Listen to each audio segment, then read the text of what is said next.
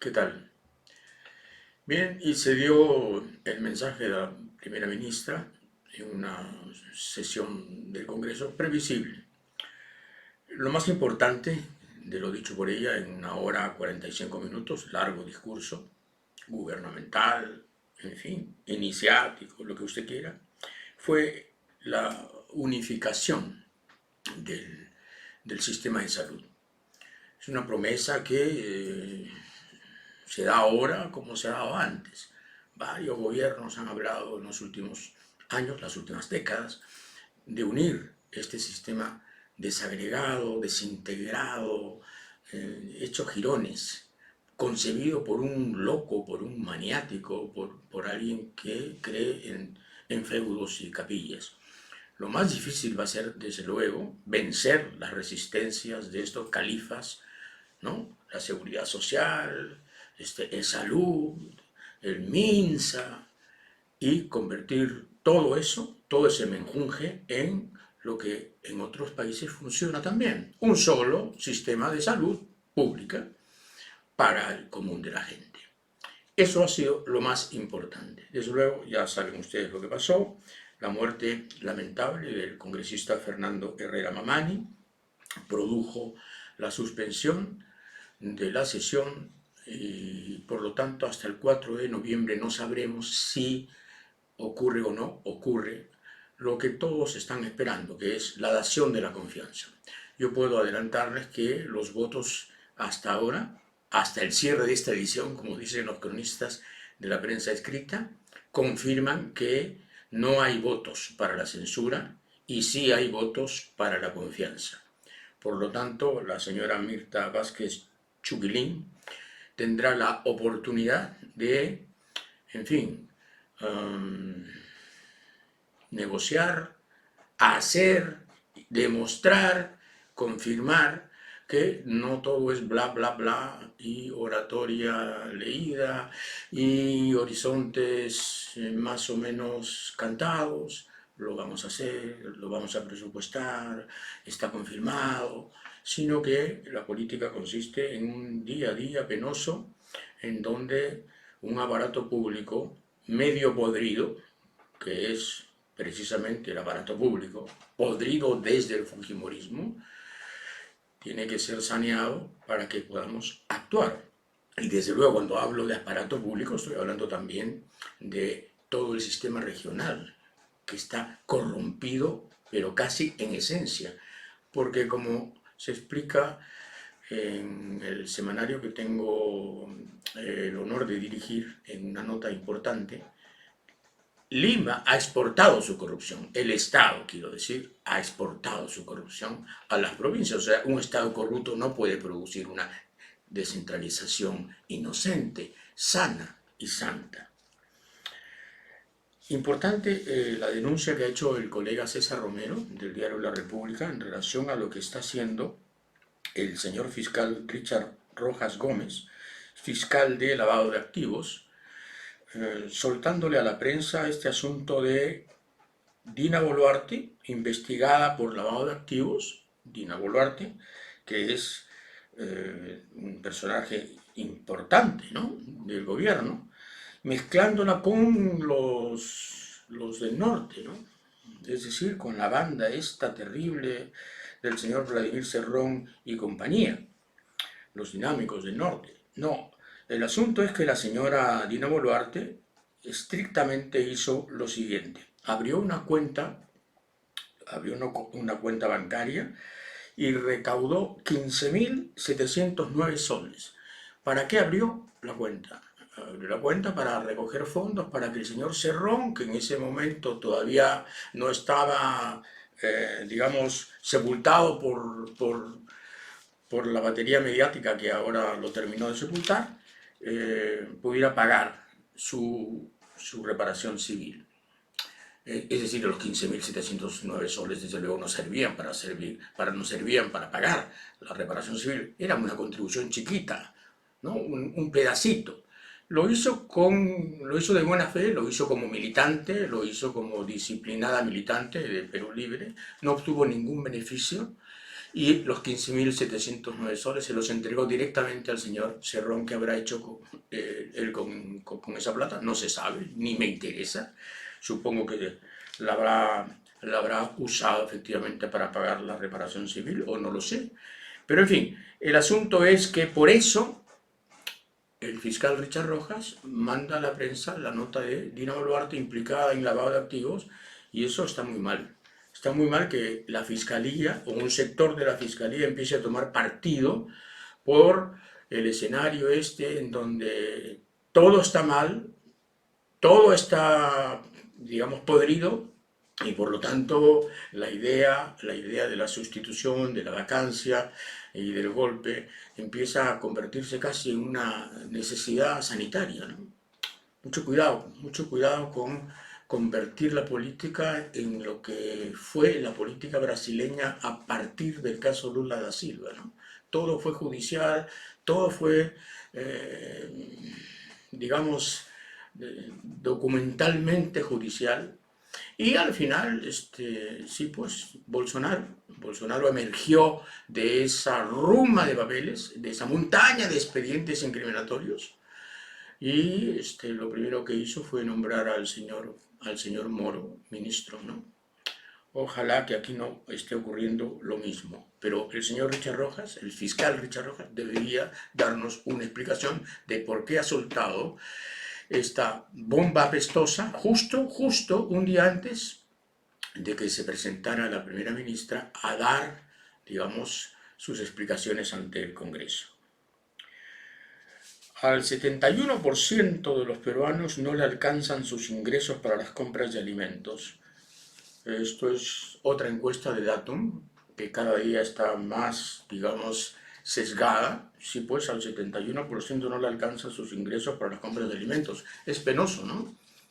Lo dice Perú 21, levantando, digamos, como resulta comprensible, legítimamente, el titular.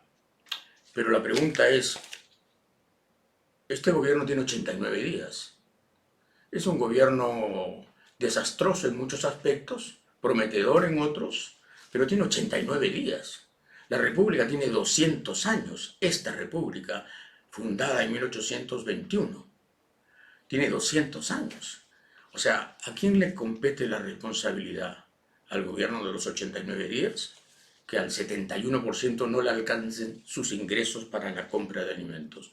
Esto es viejo, y es muy demagógico plantear ahora este asunto como si fuera un drama surgido de los últimos tiempos, de las últimas semanas, de los últimos 2 meses. No, la pobreza, efectivamente, como lo decíamos el lunes pasado, ha pasado del 20 al 30, y la extrema pobreza está en 5. Por lo tanto, 35% de peruanos están entre la pobreza y la extrema pobreza. Y resultó que de las cifras maravillosas del neoliberalismo, de la Constitución del 93, eran cifras maravillosas, pero eran cifras frágiles, porque se sostenían en realidades vulnerables.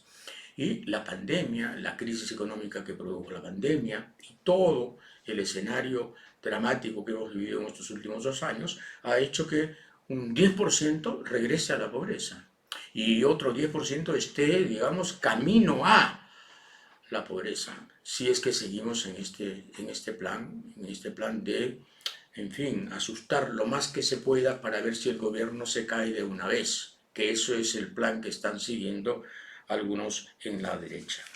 El economista Elmer Cuba, importante, economista reconocido, experto,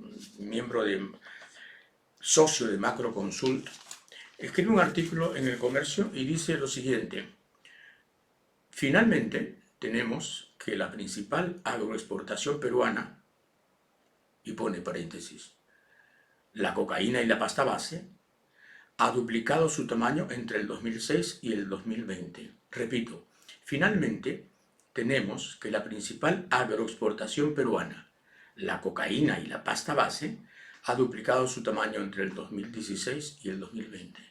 Lo reconoce Elmer Cuba. ¡Qué fracaso! ¡Qué fracaso!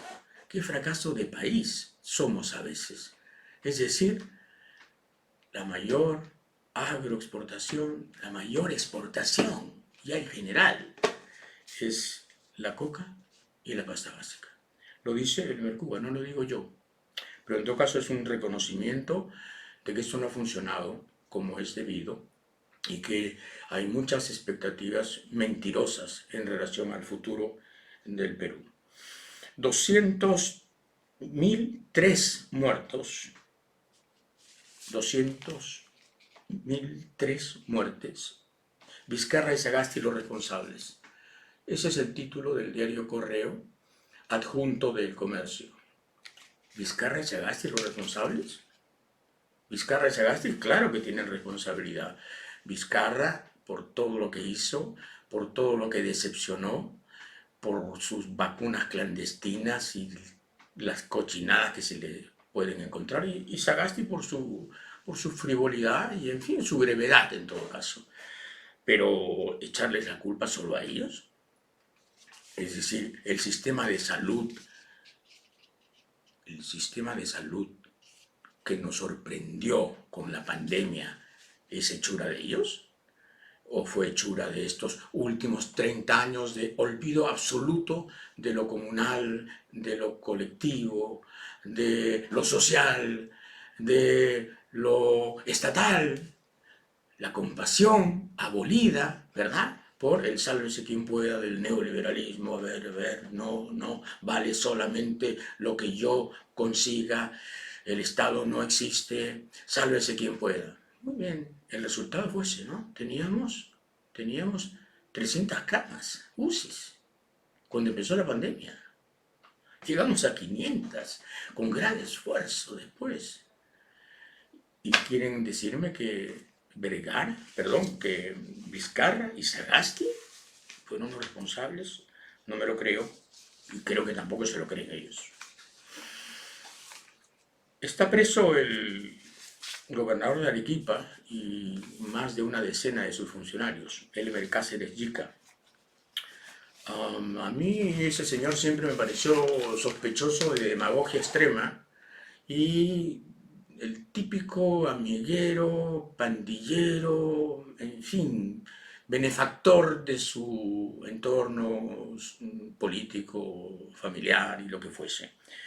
Pero empiezo a temer que las pruebas que hay no van a servir de mucho a la hora de un juicio, porque cito, en un audio, dice el Comercio, en un audio que forma parte de las investigaciones, se escucha al exgerente de Autodema, que es un organismo del gobierno regional de Arequipa, se escucha al exgerente de Autodema, Marcelo Córdoba, pedirle a la consejera Cris Díaz, comillas, lo siguiente. Esto es prueba presentada por la Fiscalía. Textual, quiero que ustedes me apoyen. No quiero que te abstengas. Quiero tu voto. Punto. Y eso es prueba. Le pide, no quiero que te abstengas, quiero tu voto. Sí, eso se llama política.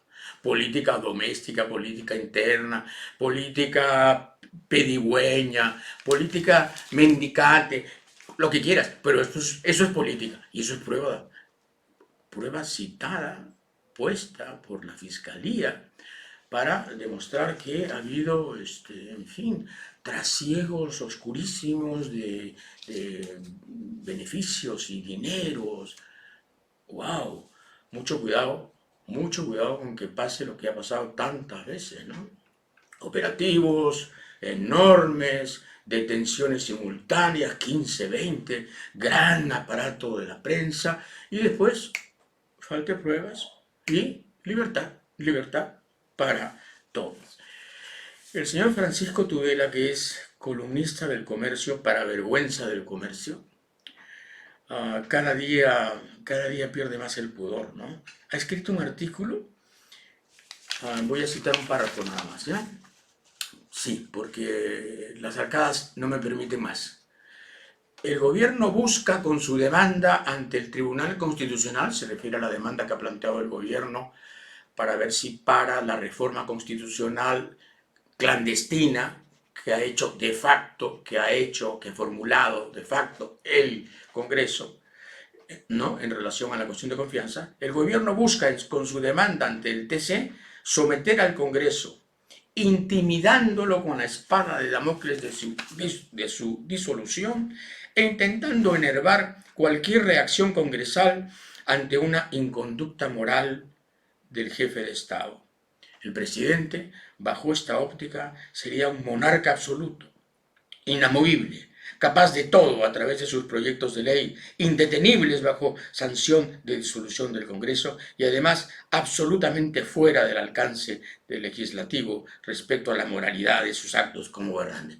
Sí, Tudela, exactamente como fue Fujimori, tu jefe, el que te pagaba, del que fuiste canciller y del que fuiste vicepresidente, con quien bailabas el baile del chino y movías las caderas al ritmo de Rosiguar.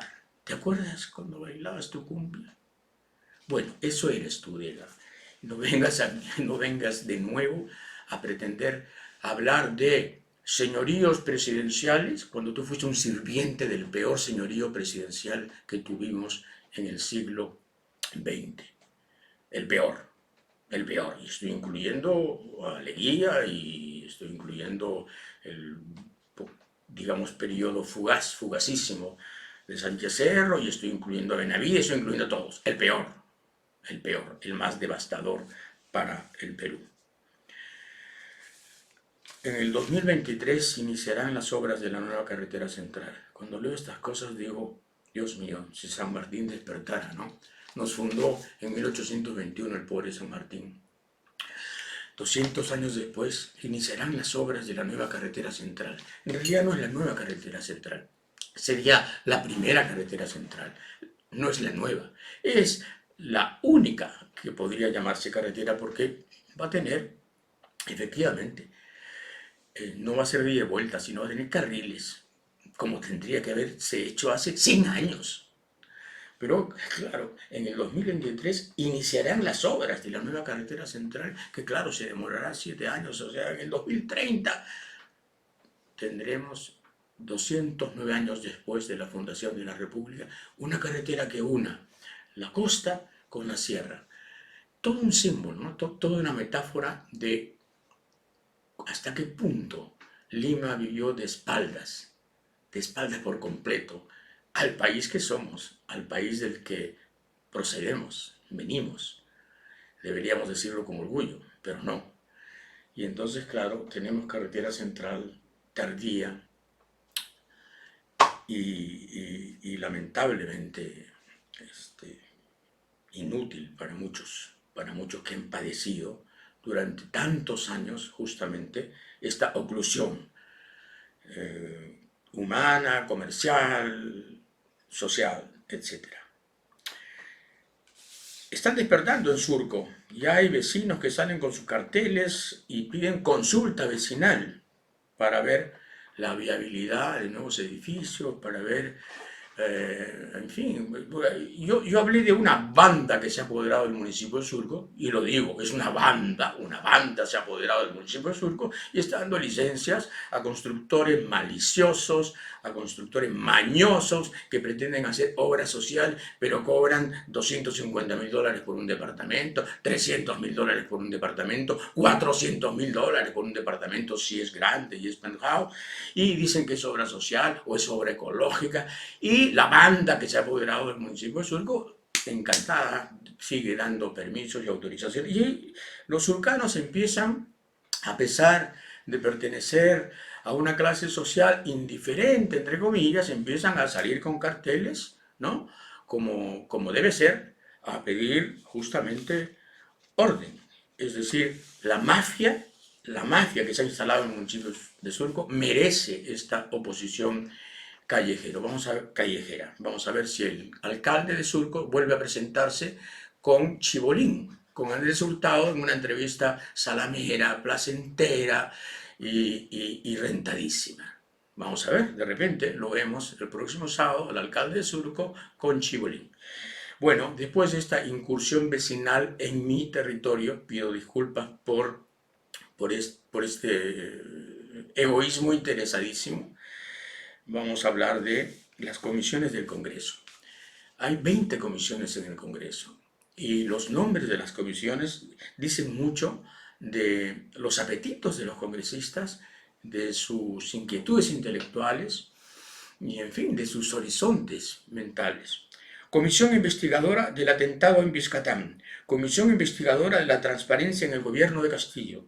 Comisión investigadora de las elecciones del 2021. Esto es, por supuesto, empujado por el fujimorismo, ¿no? Comisión investigadora de cobro de cargo en electricidad en gobierno de Vizcarra. Esta es maravillosa, ¿no? Repito, comisión investigadora de cobro de cargo en electricidad en gobierno de Vizcarra. Para esto usan miles de soles porque contratan peritos, asesores, mecanógrafos. Comisión especial del fenómeno del niño. Muy buena. Esa es la comisión que va a estudiar el fenómeno del niño. En fin, los nuevos fenómenos del niño. Comisión especial de seguimiento OCDE, es decir, a ver cómo va la cosa si nos abren la puerta en OCDE. Como si el Congreso tuviera algo que ver. Es más, si OCDE supiera que tenemos un Congreso como este, evidentemente no nos dejaría entrar ni por la puerta falsa, ni por la puerta falsa. Comisión especial de seguimiento a presupuesto COVID-19. Comisión increíble. Comisión especial de cambio climático. Esa es buenísima. Me encanta esa. Comisión especial de cambio climático. Comisión especial fiscalizadora del programa Hambre Cero. Comisión especial Capital Perú. Esa me intriga. Comisión especial Capital Perú. ¡Wow! Y Comisión especial Patrimonio Cultural Junín Ayacucho. Por eso el Congreso tiene pues 80% de desaprobación ya de antemano, ¿no? Ya casi no se necesita ni hacer la pregunta de antemano. Por eso escuchamos los discursos que hemos escuchado el día de hoy, ¿no? 2 o 3 decentes, civilizados, castellanos, inteligibles, y madre mía, y los demás, demagogia perra, pero de última calaña. Y además, no solo carente de foco, no solo carente de objetivo, no, sino carente de todo principio, de todo objetivo político. En fin. Claro, me dirán, oye, pero son los escogidos del pueblo. Sí, pues, es cierto, son lo que tenemos también.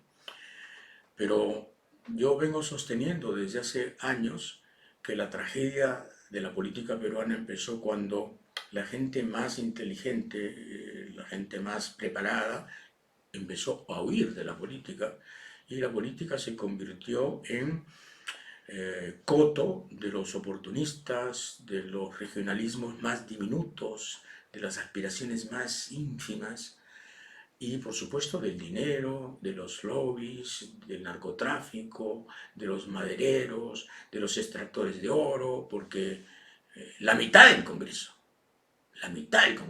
está digitada por lobbies que bien sabemos lo que quieren es legislar para sí mismos. Y el resultado es ese, desde luego.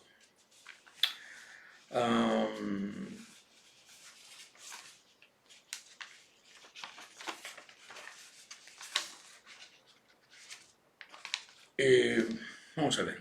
Augusto Álvarez Rodríguez, colega, en muchos sentidos respetable, en otros sentidos muy discutible, muy polémico. En fin, escribe una nota, un artículo, una columna, en donde cita al economista chileno Sebastián Edwards, cuando dice: los historiadores del futuro, cuando los historiadores del futuro analicen lo que ha ocurrido en Chile, dice este señor Sebastián Edwards, en los años finales de la segunda década de este siglo, se preguntarán perplejos cómo fue posible que el más exitoso país de la historia de América Latina decidiera por una abrumadora mayoría destruir las instituciones que le habían permitido convertirse en referente regional. ¡Wow! Todo porque Chile quiere una nueva constitución, porque Chile quiere un cambio, porque Chile ha propuesto deshacerse de la gravedad pinochetista de la constitución de 1980, porque Chile quiere simplemente ser distinto sin renunciar a los logros obtenidos. Y claro, lo que no dice el colega Álvarez Rodríguez es que este hombre que se lamenta por lo que está pasando en su país, Sebastián Edwards, es hijo de Hernán Edwards Cruchaga, tataranieto de Santiago Edwards Ossandón, hijo a su vez del fundador de la familia Edwards, o sea, George Edwards Brown. Es decir, la gente del Mercurio, pues, del diario El Mercurio. El diario que la CIA aceitó con $1.000.000 de los años 70 para que le hiciera la vida imposible al señor Salvador Allende. Los Edwards, los famosos mafiosos que están en varios libros de denuncias hechos en Chile por gente muy autorizada, por investigadores que han pasado años y meses justamente averiguando cómo es que esta familia se hizo tan importante en este Chile, según el señor Sebastián Edwards, devastado, devastado por el cambio que nunca debió ser. 48 codinomes nuevos. ¡Wow! 48 codinomes nuevos. Se sabe que hay 48. Y uno de ellos es secretario de juzgado, hijo de vocal, es otro, fiscal superior, pero el más bonito es, dicho en portugués, boca torta, o sea, boca torcida. Boca torcida. ¿Quién tiene la boca torcida? ¿Quién habla de fraude? ¿Quién recibió $303.000 de Odebrecht? No se sabe. Hitchcock lo sabe. Hitchcock lo dirá. Psicosis. Psicosis. Completa. Hay un miedo espantoso porque hay varios nombrecitos de los más insinuantes en estos codinomes. El BBVA, el Banco Excontinental, prevé un crecimiento decepcionante de 2,5% para los próximos 5 años. Sí, pues, el BBVA prevé un crecimiento decepcionante para los 5 años próximos. Claro que son los 5 años de Castillo, ¿no? Seguramente que si Castillo es vacado, cambiará el pronóstico y mejorará. Bueno, están en su derecho. No tengo duda de que están en su derecho.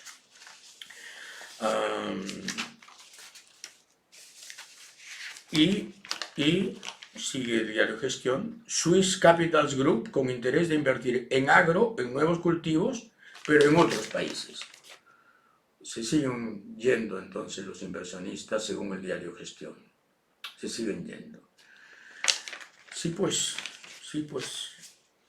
En todo caso, me parece importante alertar sobre esto, pero hacer campaña ya es otra cosa, ¿no?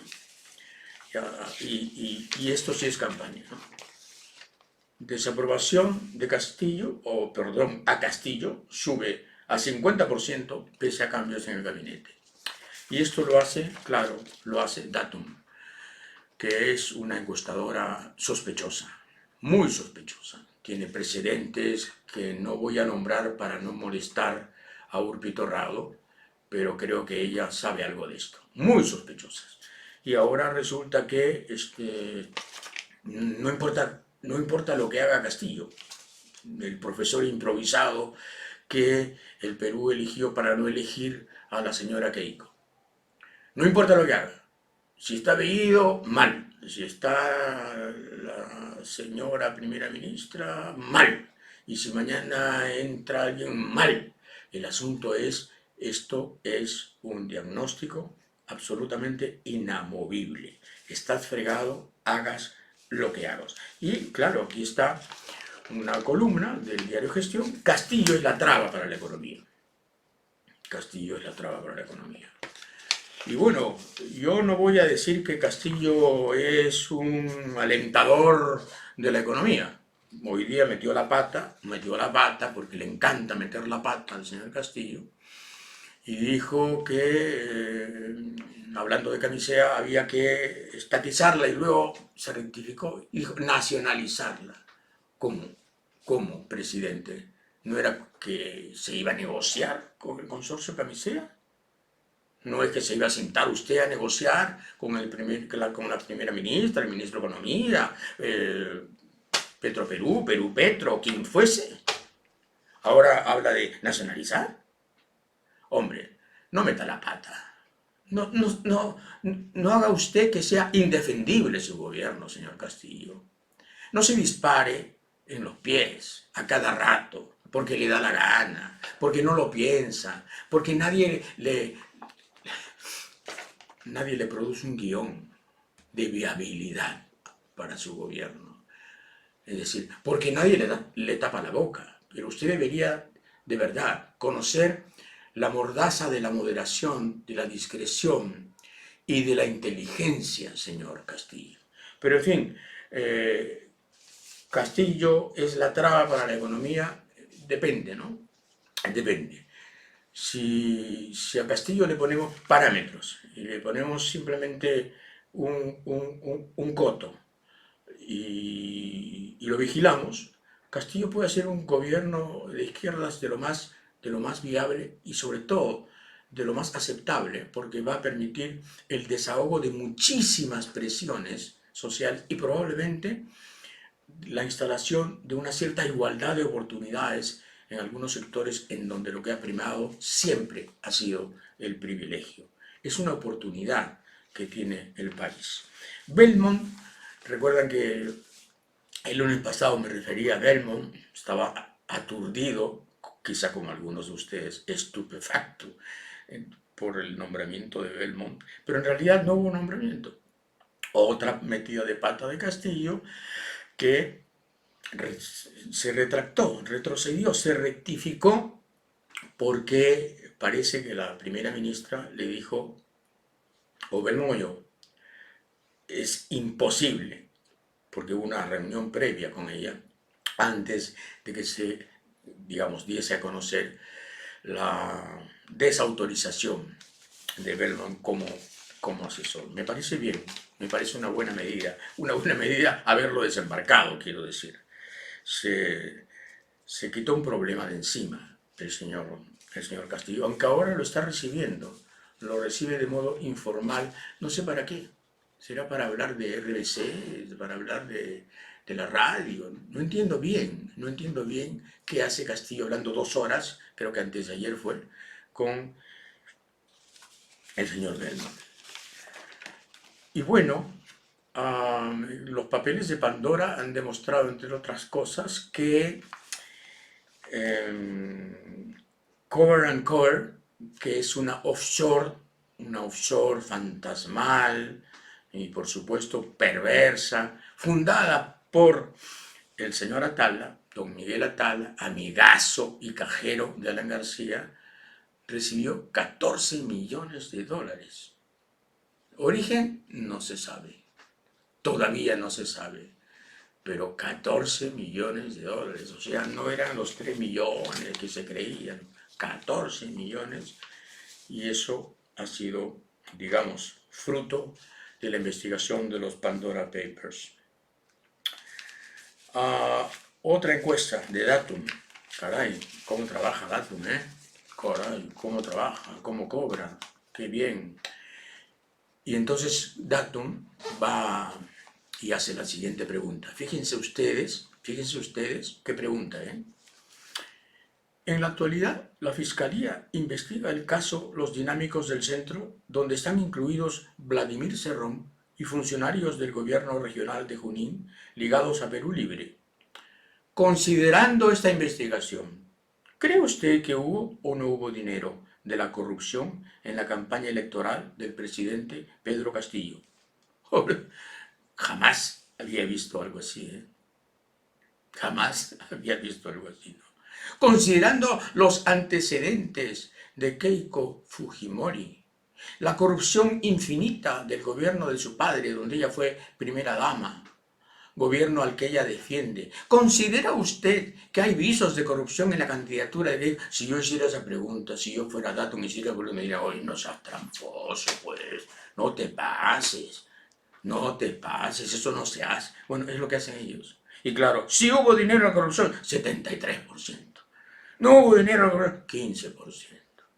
No sabe, 12%. 73%, claro, pero la pregunta se dan cuenta. O sea, Vladimir Cerrón es un ratero, Vladimir Cerrón es amigo, tal. A lo que hubo, sí, pues hubo, claro, hubo dinero en la corrupción, el 73%. Pero resulta que el señor Castillo hizo una campaña anémica, anémica, absolutamente miserable. ¿La recuerdan ustedes? El señor Castillo recién hizo campaña en la segunda vuelta. En la primera vuelta nadie daba medio por él. Yo lo descarté en una columna diciendo la izquierda folclórica. ¿Qué campaña hizo? Hizo nada, cero. El problema es que la derecha desunida convirtió otra vez a Keiko Fujimori en la candidata sobreviviente y la pagaron. Y la pagaron con una tercera derrota consecutiva. Con una tercera derrota consecutiva de la señora Keiko. Y después se quejaron y, en fin, han armado el lío total. En fin, una sala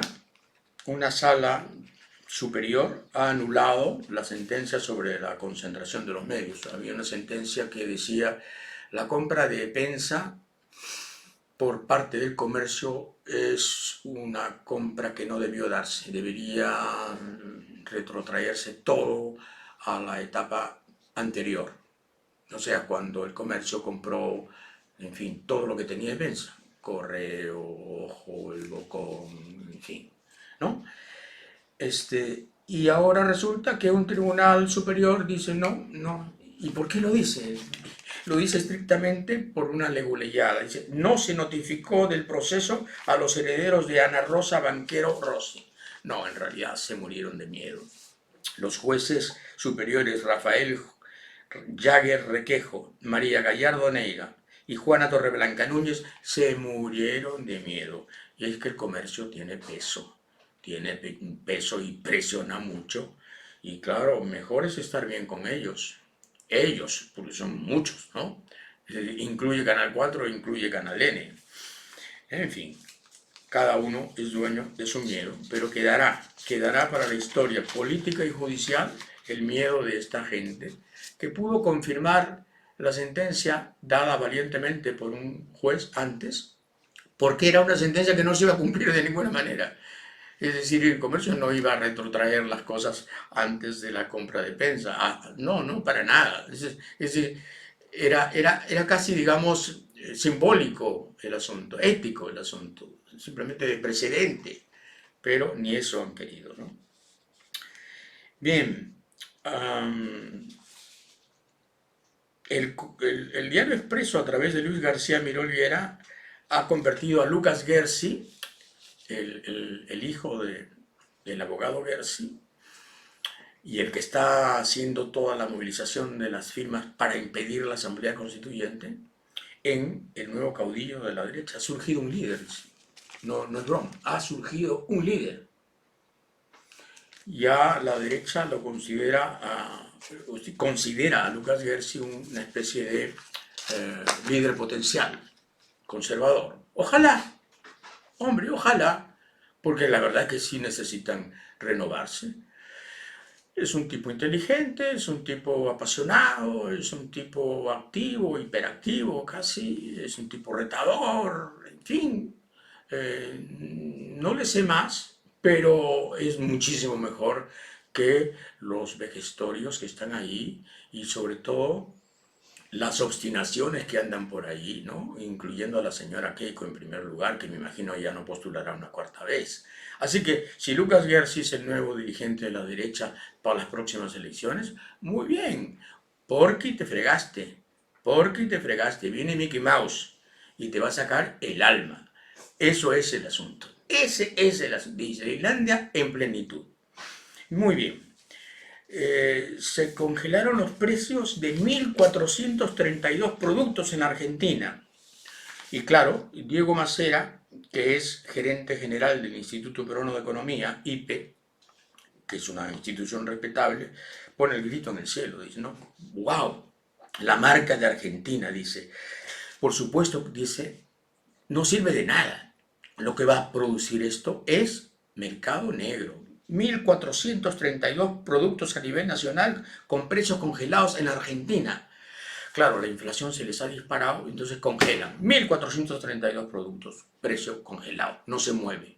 Y Diego Macera dice, se van a ir al demonio. Lo que va a haber es escasez, mercado negro y alzas no oficiales, sino alzas clandestinas.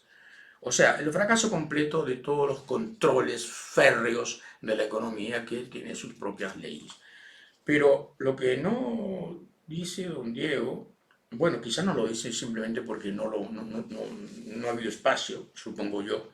Lo que no dice es que el presidente del Ecuador, que es de derechas, el presidente, ya saben ustedes, de Argentina, es de centro izquierda, peronista de centro izquierda, el presidente del Ecuador, Guillermo Lasso, estos días ha anunciado el congelamiento del precio de los combustibles que va a hacer cumplir sin excepciones.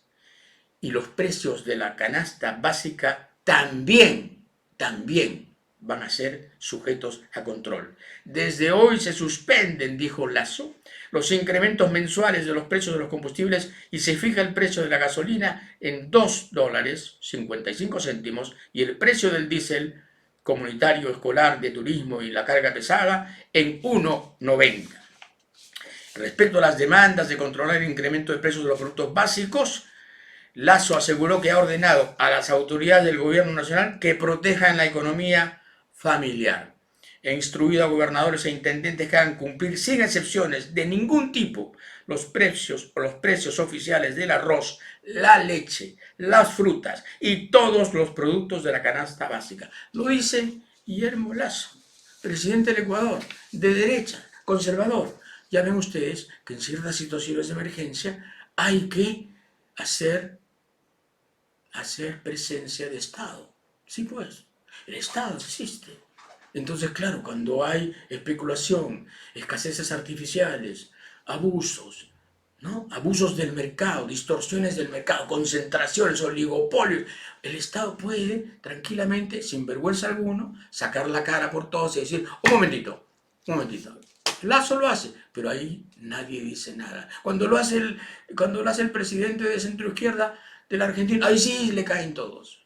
Esa es la cosa que tiene la derecha peruana, ¿no? Que es tan rabiosamente sesgada, tan transparentemente sesgada que da risa, ¿no? Que da risa. Bueno, Richard Rojas, este no es el fiscal, este es el embajador fallido. Richard Rojas, sí, pues se quedó sin nada, ¿no? Sin soga, ni cabra. Dios mío, ya, en fin. Yo lo que digo es lo siguiente, ¿no? La potestad que tiene el presidente de la República de nombrar un 20% de embajadores propios, digamos, surgidos de su arbitrariedad, surgidos surgido, digamos, de sus prerrogativas, es un derecho relativo, ¿no? O sea, no es cuestión de que yo nombro a mi primo, a mi amigote, al que le debo algo, porque un embajador representa al país. Tiene que tener, hombre, dones, tiene que tener aptitudes, talentos especiales. El señor Richard Rojas no tenía ninguno, simplemente ninguno. Y claro, lo nombran para Panamá y en fin, ¿no? Ya saben lo que pasó. Y después Venezuela y en fin, ya, de inmediato, listo, estaba listo para el viaje. Y le meten 6 meses de inmovilización forzosa por estar metido en asuntos bastante feos.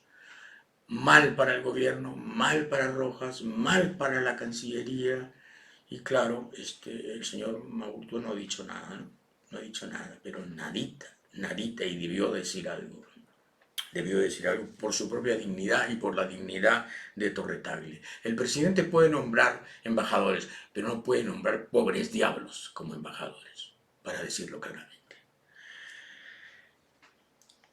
¿qué es el periodismo? Me han preguntado alguna vez, ¿no? Y claro, el periodismo, ¿sabe? ¿Qué será el periodismo al final de cuentas, no? Siempre uno tiende a lo cursi, es una pasión, es una enfermedad, es un bicho, en fin. Pero el periodismo es bien sencillo, el periodismo es eventualmente, o digamos insistentemente, es elegir la incomodidad. Les cuento una anécdota personal, ¿no? La Clínica San Pablo tuvo la gentileza, a través de uno de sus funcionarios, de ayudarnos mucho a Rebeca y a mí en esta cuestión de la vacuna Pfizer. No nos hizo nada especial, simplemente nos atendió previo aviso y siempre le estuvimos agradecidos. Pero resulta que un día Indecopi entrega una lista de las clínicas que más cobraron, que más cobraron. Y en algunos casos, ¿por qué no decir que más robaron en la época de la pandemia? Y estaba San Pablo ahí. Entonces, claro, yo vi la nota y dije, ¿qué hago? ¿Le agradezco a San Pablo con mi silencio o le agradezco al periodismo con la verdad? Y publicamos la nota. Y desde luego, mi relación con la Clínica de San Pablo probablemente esté rota para siempre, pero eso es el periodismo. Exactamente eso es el periodismo. El coronel del ejército en situación de retiro, Luis Alberto Mendoza Willis, ha presentado una denuncia ante el Congreso de la República contra el presidente Pedro Castillo, o la presidenta del Consejo de Ministros, y el congresista Guido Bellido. Mendoza cuestiona que el presidente y los ministros habrían nombrado irregularmente a los reemplazantes de los exministros Juan Cadillo y Ciro Alves. Entonces, claro, es una acusación de nombramiento ilegal, falsa declaración en procedimiento administrativo. Parece chiquito, ¿no? Pero sería perfecto, otro sí abogadil para la cuestión de la vacancia. Sí, aunque no lo crean. Claro, la pregunta es, estos coroneles en retiro, estos almirantes en retiro, estos generales de la PNP en retiro, ¿dónde estaban cuando Fujimori los hacía desfilar como ardillas? Los hacía bailar la cumbia del chino, los hacía pasar por actas de sujeción, les robaba el presupuesto de defensa. Se agarraba 15 millones de dólares del presupuesto de defensa en bolsas y se lo llevaba a Palacio para pagarle una indemnización de CTS a Vladimiro Montesinos cuando se pelearon, entre comillas, peleados. ¿Dónde estaban estos? ¿Qué hacían? O sea, ¿debajo de qué cama se ocultaban? ¿Debajo de qué cama se ocultaban a gimotear?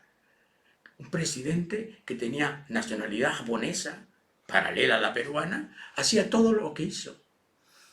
Se robaba la plata con los MIS, hacía lo que le daba la gana con los jefes de las Fuerzas Armadas. Tuvo 8 años al señor Hermosa Ríos, ladrón reconocido como comandante del ejército. ¿Y dónde estaban ellos? Claro, ahora salen, ¿no? Está bien, está bien. En fin, para terminar, un comentario sobre un libro importante, un libro de Servet-Thyssen. Es un belga que vive en el Perú desde 1967 y que para la editorial Horizonte, importante editorial, un poco olvidada ahora, escribió esta magnífica biografía de Mariátegui, se llama Mariátegui, La aventura del hombre nuevo. Es un libro muy gordo, tiene muchas fotos, tiene más de 500 fotografías y es un retrato minucioso de José Carlos Mariátegui. Es la biografía más exhaustiva que yo he leído sobre este gran hombre que fue José Carlos Mariátegui. Y claro, hay muchas cosas que uno recuerda al leer el libro de Servet-Thyssen o algunas cosas que uno vuelve a leer y algunas cosas que descubre. Mariátegui fue un hijo natural, como se decía en esa época, ¿no? Su padre no fue bígamo, fue trígamo. Tuvo 3 compromisos simultáneos. Mariátegui nunca conoció a su padre. Y Mariátegui no se llamó José Carlos Mariátegui, claro, se llamó José del Carmen Eliseo. Después fue José Carlos. Su madre, Amalia Lachira, era costurera de Sayán. Y hay algo más. Según un ensayo publicado en el año 95 por Humberto Rodríguez, Mariátegui no sería hijo de Francisco Javier Mariátegui, su padre formal, sino sería hijo del coronel Julio César Chocano. Y lo dice Humberto Rodríguez, citado por Servet Thyssen, con una serie de documentos, investigaciones sobre fechas y demás.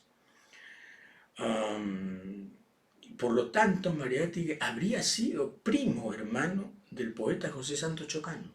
Qué interesante, ¿no? Como posibilidad. En 1902, Mariátegui, niño frágil, niño enfermizo, se cae. Tenía 8 años. Y se golpea la rodilla izquierda y a partir de eso empieza el sufrimiento. Pero en realidad no fue el golpe. Mariátegui tenía tuberculosis ósea. Eso fue un diagnóstico médico dado por el doctor Félix Carré. Mariátegui no fue el único que se cambió el nombre. Alguna razón había en la familia, porque su hermano, Juan Clímaco, también se lo cambió y se hizo llamar Julio César Mariátegui. En 1909, Mariátegui entra a la prensa, tenía 15 añitos. La necesidad lo hizo trabajar. Había necesidad y hambre en su casa.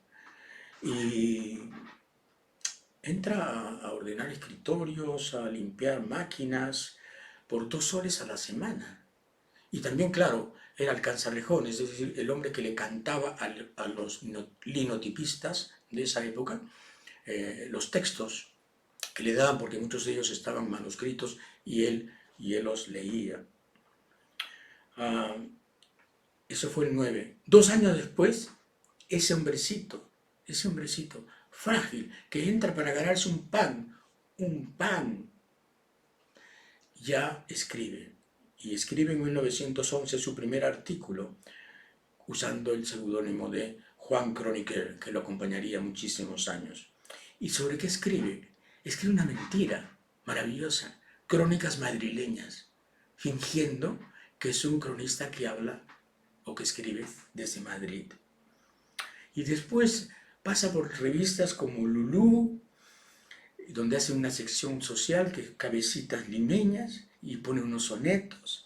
Y después se hace codirector de una revista hípica, el Turf, con el seudónimo, uno de sus seudónimos era Jack, y habla sobre caballos, y habla sobre la gente que va al hipódromo de Santa Beatriz, que es toda la aristocracia, y entrevista a su tío, Foción Mariátegui, su tío, digamos, oficial, Foción Mariátegui, que era parlamentario de esa época.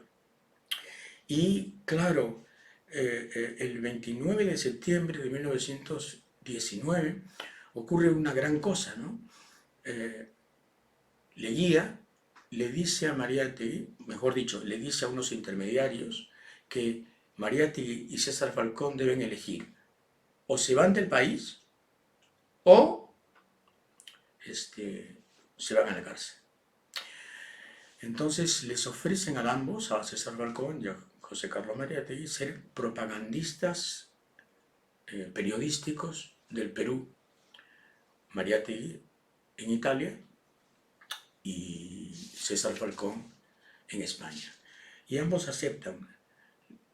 A Mariátegui le llovieron las críticas, porque, digamos, hubo gente que pensó que se había vendido a Leguía, aceptando viajar y aceptando además una pensión durante el tiempo que estuvieran en Europa, y además el cargo de propagandista periodístico de la causa peruana, se supone, ¿no? De la causa peruana ante Chile, que todavía estaba vigente porque el tratado recién se hizo el año 29.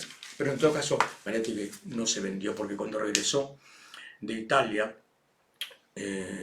combatió a Leguía. Y la prueba está que el año 27 hubo una tremenda cosa contra él y contra sus publicaciones.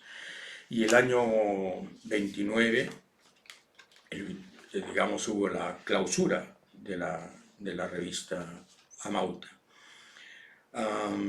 Pero justamente yo quisiera hablar de lo que pasó el año 27, ¿no? El año 27, el gobierno de Leguía inventa una conspiración y cito este magnífico libro de Servet Thyssen, que dice: el comercio, se refiere al diario, el comercio del miércoles 8 de junio de 1927 lanza un gran titular: la policía sorprende una reunión de comunistas. Se cree que están en relación con los sovietistas rusos. La fuerza pública se incauta de varios documentos importantes y una lista de los comprometidos. Se han hecho varias prisiones.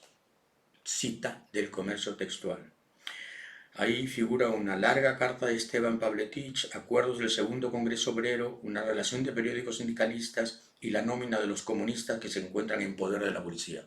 Otra vez cita del Comercio. Al día siguiente, 9 de junio, el Comercio lanza otro titular sobre la captura de un grupo de comunistas, y como nuevos detenidos figuran Jorge Basadre y David Santagadea. Se publica el contenido de varias cartas y documentos. El Comercio del viernes 10, se refiere al viernes 10 de junio de 1927, informa que se ha detenido a José Carlos Mariátegui, ha sido prohibida la circulación de Mauta, 2 mujeres estaban comprometidas en la propaganda comunista, diversos documentos interesantes. Ha sido necesario, dice el Comercio, detener al señor José Carlos Mariátegui, director de la revista Mauta y quien tiene a su cargo la empresa editora Minerva. Se sabe que el señor Mariátegui era el principal gestor de todo el movimiento comunista en el Perú y que se hallaba en contacto continuo con los soviets de Rusia, lo dice el Comercio. Amauta ha sido incautada por la policía y se ha dispuesto que no se continúe su publicación porque los artículos que contiene eran la mejor propaganda para las ideas disociadoras. Así que hay precedentes, pues, ¿no? Las cosas no cambian. Las cosas no cambian. La permanencia se obstina. Gracias, hasta el lunes.